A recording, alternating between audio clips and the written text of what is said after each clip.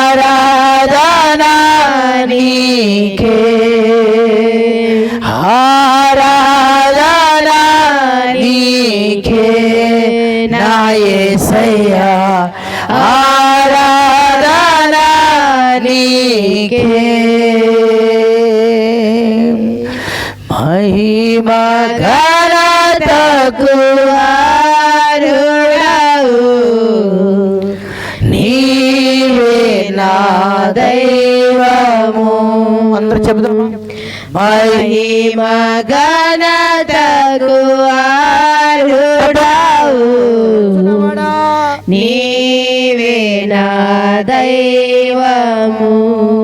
చెప్పండి. మహిమ ఘనతకు అర్హుడవు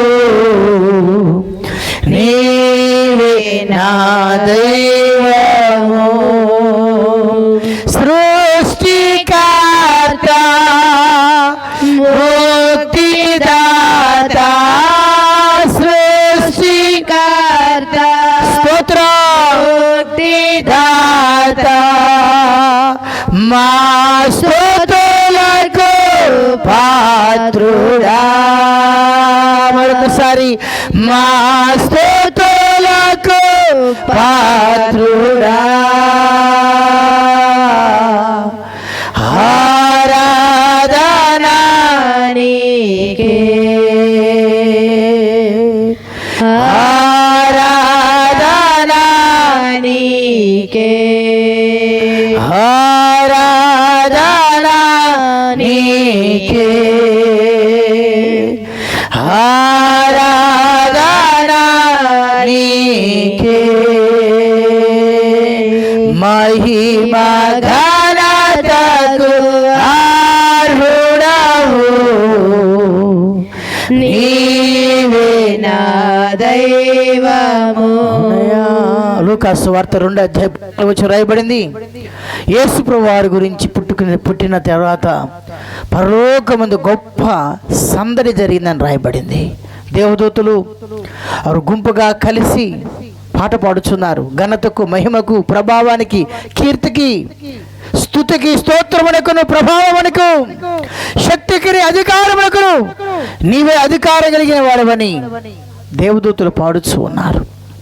1 పేతురు రాసిన పత్రిక 3:21 రాయబడింది. ఆయన దూతల మీదను, శక్తుల మీద, అధికారుల మీదను అధికారం కలిగి ఉన్నాడని పేతురు గారు చెప్పారు. మనం ఆరాధించుచున్న దేవుడు అధికారం కలిగిన వాడని దేవుని లేఖనాలు రాయబడుచున్నాయి. సమస్త మీద, భూమి మీద, భూమి కిందను, ఆకాశమును, ఆకాశం కిందను, సమస్తం మీదను అధికారం కలిగిన ఆ దేవుని మనం ఆరాధన చేస్తున్నాం. మనం కూడా ఆరాధన అధికారం కలిగిన ఒక పరిశుద్ధాత్మ అధికారంతో, అధికారం కలిగిన పరిశుద్ధాత్మ శక్తి చేత, అధికారం కలిగిన దేవుని వాక్యము చేత మనం ఆరాధన చేద్దాం, దేవుని స్తుతిద్దాం. హల్లెలూయా, హల్లెలూయా, హల్లెలూయా. స్తోత్రము నాయనా, హల్లెలూయా, హల్లెలూయా. ప్రైజ్ ది లార్డ్, హల్లెలూయా. స్తోత్రము నాయనా. ఆరాధిద్దాం, కొద్దిసేపు ఆరాధన చేద్దాం, దేవుని స్తుతిద్దాం. ఇదే ప్రపంచమంతా కూడా ఆరాధన జరిగించుకునే సమయమందు మనం కూడా వారితో కూడా కలిసి ఆరాధన చేద్దాం. హల్లెలూయా. లోకమంతా కలిగిచున్న గొప్ప రక్షణ, గొప్ప ఆనందం రాయబడినది. హల్లెలూయా, హల్లెలూయా, హల్లెలూయా. పరిశుద్ధాత్మ దేవుడా, నడిపించువాడా. హల్లెలూయా, హల్లెలూయా, హల్లెలూయా. ఆమేన్, ఆమేన్, ఆమేన్. హల్లెలూయా, హల్లెలూయా. నిన్న నేడు నిరంతరం మారని దేవా, నిన్న నేడు నిరంతరం మారని దేవా, నిన్న నేడు మారని దేవా, నిన్న నేడు నిరంతరం మారని దేవా, నిన్న నేడు నిరంతరం దేవా మా స్తుతులకు పాత్రుడా మా స్తుతులకు పాత్రుడా మా స్తుతులకు పాత్రుడా ఆరాధన నీకే ఆరాధన నీకే అందరికీ చెప్పండి ఆరాధన ఆరాధన స్తుతి ఆరాధన నీకే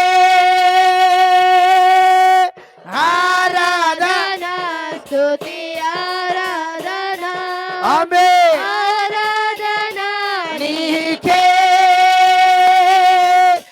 ఆరాధన నీకే నా యేసయ్యా ఆరాధన నీకే ఆరాధన నీకే స్తోత్రం ఆరాధన నీకే మహిమ ఘనతకు అర్హుడవు నీవే నా దైవము మహిమ ఘనతకు అర్హుడవు నీవే నా దైవము స్తోత్రం స్తోత్రం స్తోత్రం చెప్పాలి మహిమ ఘనతకు అర్హుడవు నీవే నా దైవము మహిమే నీనాగయ్యా మహత్వాని నాగయ్యా మహిమే నీనాగయ్యా మహత్వాని నాగయ్యా ఘనము స్తుతియు స్తోత్రము ఎందెందు నీ నాగయ్యా ఘనము స్తుతియు స్తోత్రము ఎందెందు నీ మగయ్యా ఆరాధనే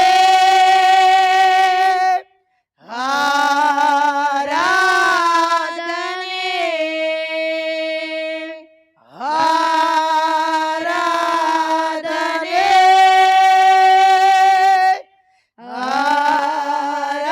ఆరాధనే ఘనము ಸ್ತುತಿಯು ಸ್ತೋತ್ರವು ನಮ್ಮ ಗ್ರಾಮದ ಮುಖಾಂತರವಾಗಿ ನಮ್ಮ ಕುಟುಂಬದ ಮುಖಾಂತರವಾಗಿ ಬಂದಿರುವ ಒಬ್ಬೊಬ್ಬರ ಮುಖಾಂತರವಾಗಿ ಘನವು ಸ್ತುತಿಯು ಸ್ತೋತ್ರವು ಎಂದೆಂದು నీ చేతుల పైకెత్తి కరగా ಎರಡು ಕರಗಳ ಮೇಲೆಗೆತ್ತಿ ಎಲ್ಲರೂ ಸೇರಿ ಘನವು ಸ್ತುತಿಯು ಸ್ತೋತ್ರವು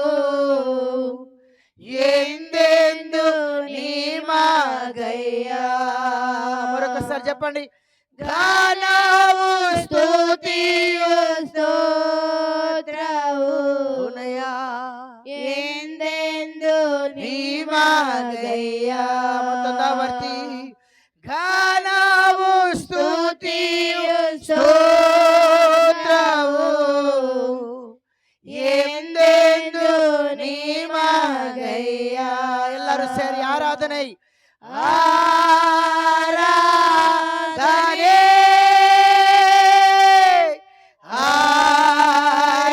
ಆರಾಧನೆ ಮರೊಕಸಾರಿ ಆರಾಧನೆ ಸ್ತೋತ್ರ ಆರಾಧನೆ ನನ್ನ ಆಪ್ತ ಯೇಸುವಿಗೆ ನನ್ನ ಆಪ್ತ ಯೇಸುವಿಗೆ ಮಹಿಮೆ ನಿನ್ನಗಯ್ಯ ಮಹತ್ವ నీనాగయ్యా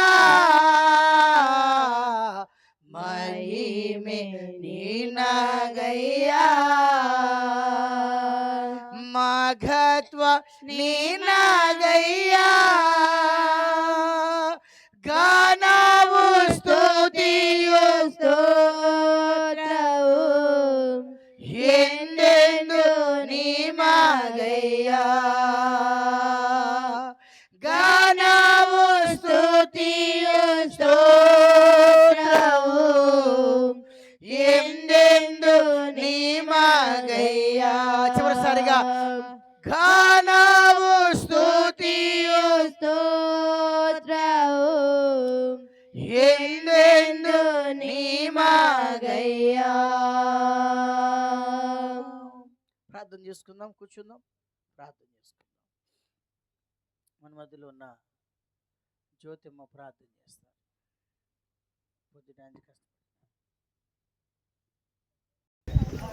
లూకా రాసిన సువార్త వైపు మన దైవం తిప్పి 2వ అధ్యాయంలో ఒక రాయబడిచిన మాట 10వ వచనం ఒకసారి చదువుకొని 10వ వచనం చదువుకుందాం. లూకా సువార్ತೆ ಅಧ್ಯಾಯ 2 10ನೇ ವಚನ ಓದ್ಕೊಳ್ಳೋಣ.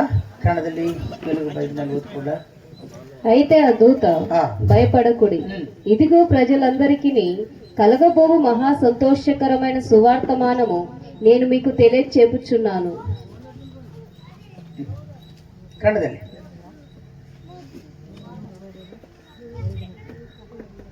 ಆ ದೂತನು ಅವರಿಗೆ ಹೆದರಬೇಡಿರಿ ಕೇಳಿರಿ ಜನರಿಗೆಲ್ಲ ಮಹಾ ಸಂತೋಷವನ್ನು ಜನರಿಗೆ ಎಲ್ಲ ಮಹಾ ಸಂತೋಷವನ್ನು ಉಂಟು ಮಾಡುವ ಶುಭ ಸಮಾಚಾರವು ನಿಮಗೆ ತಿಳಿಸುತ್ತೇನೆ. హల్లెలూయా. రాయబడిన మాట మహా సంతోషకరమైన సువార్తమానం. ఈరోజు మనం కూడుకున్నది ఒక క్రిస్టమస్ అనే కాదు, కానీ ఒక మంచి సమాచారం, ఒక మంచి శుభవార్త వినడానికి మనం చేరి వచ్చున్నాం. ప్రతిరోజు కూడా క్రిస్టమస్సే. నాకైతే ప్రతిరోజు క్రిస్టమస్. ఎందుకంటే ప్రభుతో కూడా ఉన్నాను కాబట్టి, క్రీస్తుని పుట్టాను కాబట్టి ప్రతిరోజు సంతోషమే. ఈ సంతోషం మనందరిలో కూడా ఉండాలని పౌలు గారు అపేక్ష కలిగి ఉన్నాడు. అందుకొరకే వాక్యం రాయబడి నాతో చెప్పండి, ఎవడైనాను క్రీస్తునందు ఉన్నాడలా సంవత్సరానికి ఒకసారి ఆనందం అన్నట్టుందా? నూతన సృష్టి, ప్రతిరోజు సంతోషమే. కనుక అందుకరికి లోకానికి కలుగుతున్న గొప్ప సంతోషకరమైన వర్తమానం ఏంటంటే యేసుప్రభువు వారు పుట్టారు. ఆయన పుట్టుక సర్వలోకానికి సంతోషకరమైనది.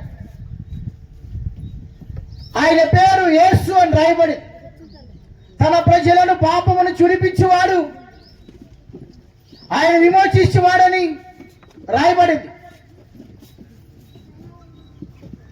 ఆ యేసు అనే పేరుకి అర్థం రక్షకుడు.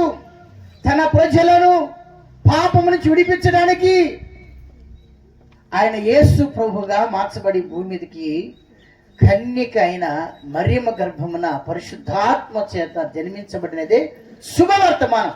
ఈ వర్తమానం ఒక్క క్రైస్తవుడు అనే వ్యక్తికే కాదు. పైకి ఒక 10వ వచనం రాయబడింది, ప్రజలందరికీ అని రాయబడింది. హల్లెలూయా. ఎవరికంటే ఇది ప్రజలందరికీ, ఇది ఒక్కరే కాదు, ప్రజలందరికీ, ప్రపంచమంతటికి, లోకమంతటికి శుభవర్తమానం ఇది. ఆ వర్తమానం ఏంటంటే నేడు క్రీస్తు అనే యేసు పొచ్చు గుడ్డలతో చుట్టబడి తొట్టులో పరుండట మీరు చూస్తారు. అది శుభవర్తమానం. ఆయన ద్వారానే విమోచన, ఆయన ద్వారా రక్షణ, ఆయన ద్వారా విడుదల, ఆయన ద్వారా పాప విముక్తి.